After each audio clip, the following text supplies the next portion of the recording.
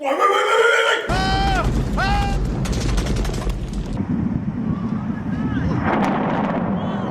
What's up, guys? We're here at Rifle Gear. Today we're talking about 203s. Grenade launchers, baby.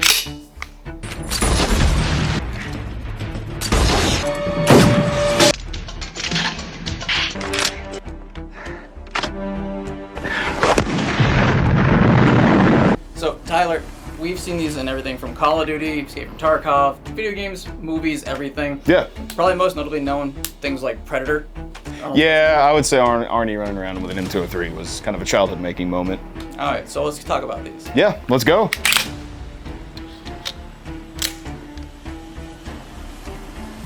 You do have a few different receiver styles themselves. You have the barrel mount and rail mount. The barrel mount is going to be what you'd use for the full handguard replacement kit, or obviously interface with a RAS or a wrist handguard. And then from there you have the receiver mount. You both have a standard and a short. The standard is only good for 7-inch tubes. They are obtainable. They're pretty easy to own. If you've ever bought a suppressor or done a Form 1 on literally anything, you can own a grenade launcher. It's not that much work. Answering that question leads us into a series of questions, and it always revolves around how do I mount this to the firearm. There are quite a few ways. There's a few different receiver styles. We're going to start with the rail mount. Not the 1913 mount, but the classic receiver mounted to a wrist series handguard. So kind of playing into another question that's asked very oftenly is, what's the deal with the wrist 2 and 3 handguards? Why are they more expensive? With the barrel, with the 203 cuts, you're able to use the handguard bracket mounting hardware, both the inner bracket and the grenade launcher brackets, and it's designed to directly interface with the handguard and obviously the back of the barrel nut assembly. That's kind of what makes the wrist handguard the wrist handguard. To an extent also the Knight's Armament RAS is it is directly designed to interface with a mounting system, whether it be like a Master Key shotgun, or more realistically what the military cared about was grenade launchers.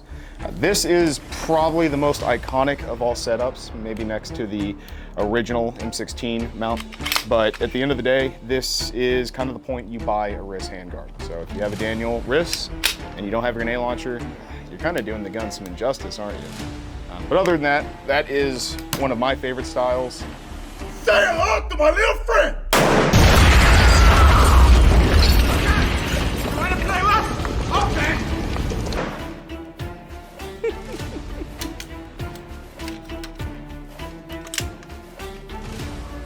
So with that, if you want something a little bit more simple, much more plug and play, you don't have to worry about buying extra hardware, there is a solution for you. Hey Devin, you handed me that rifle.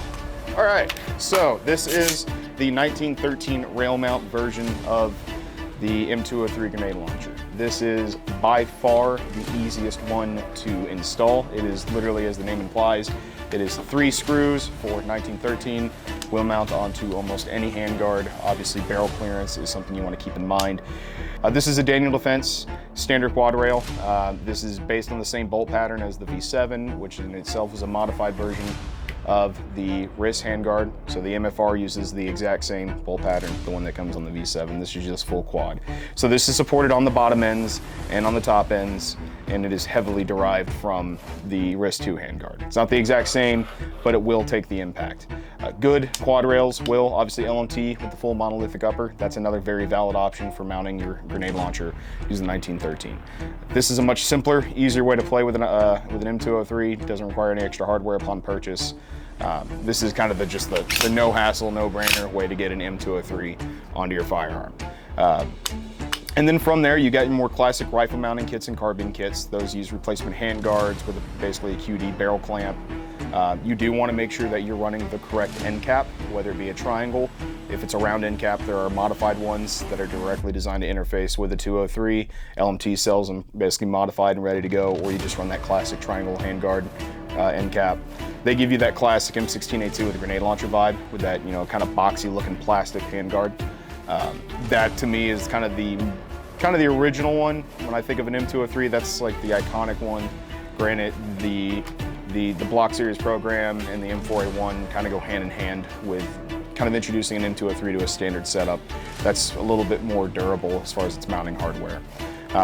But those are kind of the 3 main kinds. You have your 1913 and traditional receivers. Those are your 2 main receiver handguard, but it's still wrapping around the barrel on the bottom section. versus the 1913, which is just directly interfacing into the handguard. All right, and then from there, the only part you need to acquire after you get the receiver is actually going to be the tube itself. The tube is not a controlled item. You can purchase this and take this home same day. The thing you have to do, on the other hand, is you do have to form one this as a destructive device before you actually put the items together. Keep in mind, just a little disclaimer, I'm not a lawyer, but I do have to tell you, if you do own both items at the same time in the same place, at the same location, that is part of constructive intent.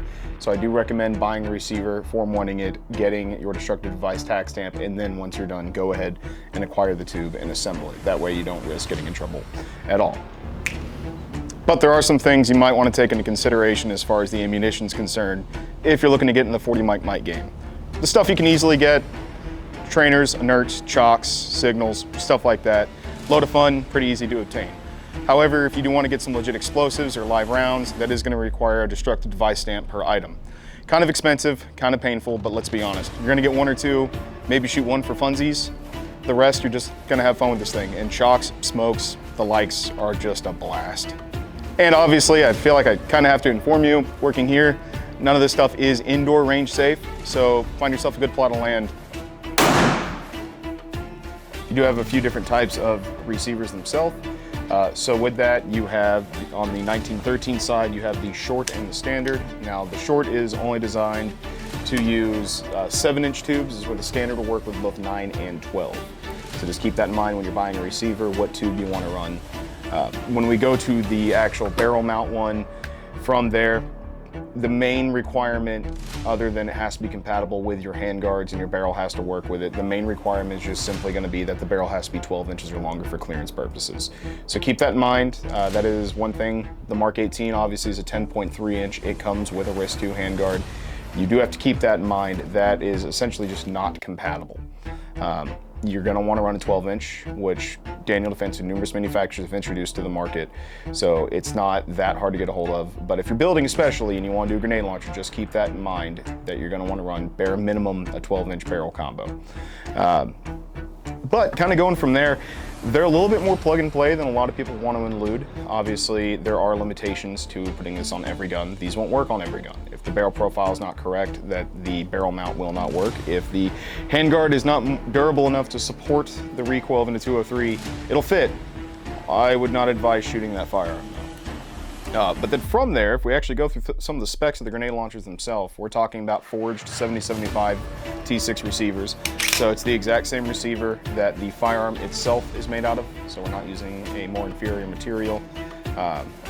With some handguards, this is going to be more durable aluminum than the handguard itself. With a lot of handguards being out of 6061, this is actually a stronger, more durable, denser aluminum. But then from there, kind of touching on it, it is extremely often that I get asked, are those legal? Can I own those? Are those just for show or displays purposes? They're not. They're for sale, and they're not hard to own. It takes a Form 1 to do a destructive device. If you've ever done an SBR, it's essentially the exact same process, just with a different type of item. It's probably one of the coolest things you can own, right? Like, let's just be honest. A grenade launcher is, even if you never shoot it, which I think we all want to shoot one, but the reason to and the cost to do so and the paperwork does kind of limit you. Even if you never shoot it, it's still just one of the coolest things you can own. If you get to shoot it, you're super lucky. Cheeto rounds, chalk rounds, even stuff that's not actually explosive, they're a blast to launch off. And you get to show your friends you have the coolest gun in the collection. I mean, at the end of the day, look at this. Like, legitimately, tell me this thing isn't sick. The grenade launcher is the pièce de résistance. So that's all I really have to say. They're great pieces to add. Yes, they are a force multiplier in a real world scenario, but I think for 99% of us, we've just wanted to own one since we were kids. Maybe you used it in Call of Duty Black Ops, maybe you used it in Modern Warfare, maybe you ran around with it in Battlefield 3, maybe you watched Rambo do it.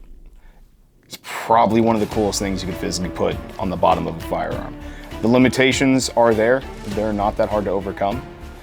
If you don't have a firearm set up to be able to easily access a grenade launcher, what I'm really hearing is it kind of just sounds like an excuse to go buy a new firearm, which, man, horrible, sucks, right? My steak's too buttery and my lobster's too juicy, whatever the hell they say.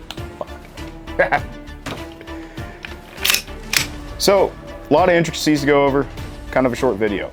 I know I only explained a little bit of kind of what goes on with mounting these. Hopefully I got to some of the key points. That being said, what I'd highly recommend is you come down and bring your rifle, talk to one of the helpful sales associates here at Rifle Gear. We can see if your gun's compatible, and if so, just the hardware you need to get it on. If not, maybe we can help you with the selection to get a gun set up with one of these. Again, get to add a new gun to the collection. Darn. Come see us.